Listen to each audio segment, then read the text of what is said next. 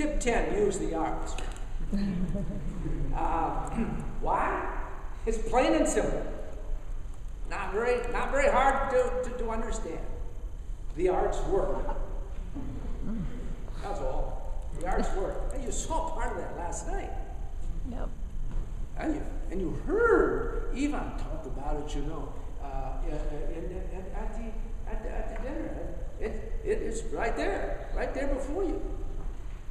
In terms of my own experience in all of the different situations and environments in which I found myself, suburbs, towns, and cities, inclusion of the arts always brought new energy, life, and spiritual and numerical growth, and inclusion of the arts always brought a greater diversity, a multicultural diversity to the congregation.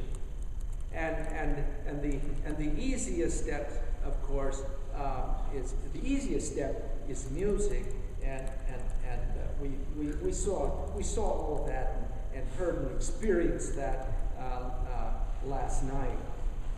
The hardest step to take in the arts, I found, was dance, but it ended out to be one of the most critical. And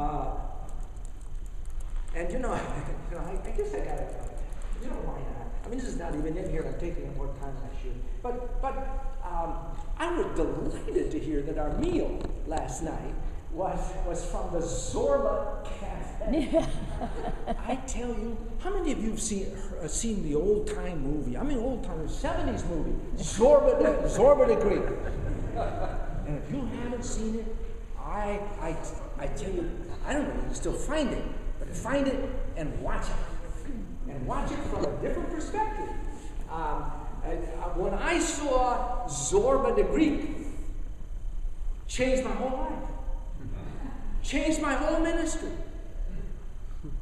I started really including the arts after I saw Zorba, especially dance. Oh my God, Zorba! I mean, Ivan was talking about the arts people going to the edge. Hey, Zorba went to the edge and all. But nevertheless, back in the 70s, and then I coined a phrase. I call it as a minister in the church using the arts, I was being Zorbic. I love that. I love being Zorbic. Passion, emotion, using the arts. Wonderful. Anyway, what am I talking about here? like all of them. Another thing. Well, I gotta quit some of this stuff. All of the church year holidays and all of the regular holidays and special emphasis months, call out for the use of the arts. Music, dance, fine arts, drama, preaching. All of us. I mean, I never saw myself as a very talented preacher, but I always saw that I had talented preachers on staff, and so they could take care of that.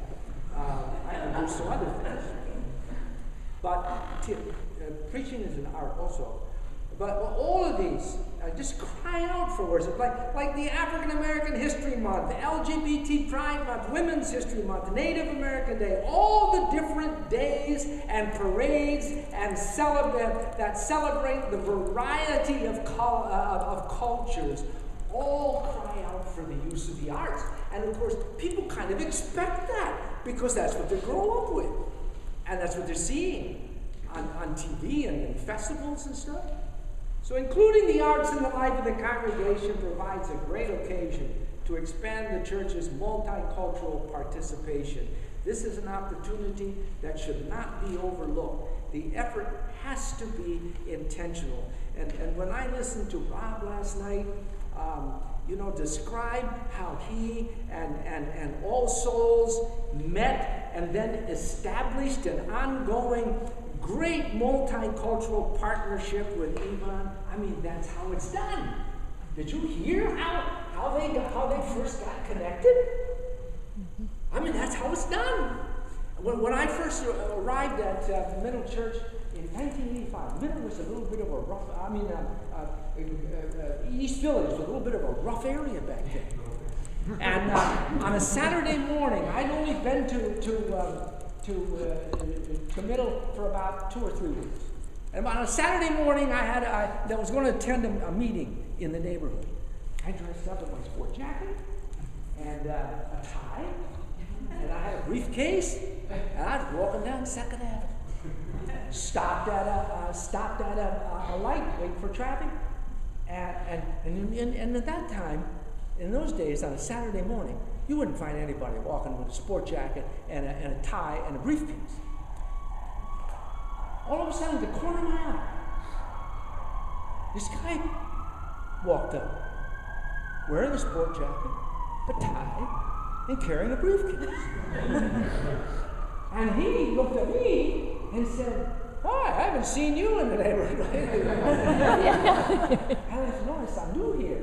I said, "I'm Gordon Dragt, and he said, "Oh, I'm Rod Rogers. I have a dance company, and we're housed just a couple blocks away. And who are you?" And I said, "Well, I'm Gordon Dragt, and I'm just a new minister in Middle Church." And he said, "Well, come on over sometime. Let's talk." And that's like, "How you doing?" "Fine." Yeah. And you never do it. And I decided, okay, that's great. And a few days later, I called him, met, and found out that he had basically an African American dance troupe, but his goal was to keep it multicultural. Very interesting. And my goal was, I had a basically white congregation, and I wanted to have multicultural. We had some real connection. We became great friends, and his dance company gave, at least twice a year, they gave the sermon in dance at Middle Church. And it was unbelievable. The inclusion and the community, the place was packed every time his dance group was found out. He was very popular and well known, and was there, and it was a way for us to connect.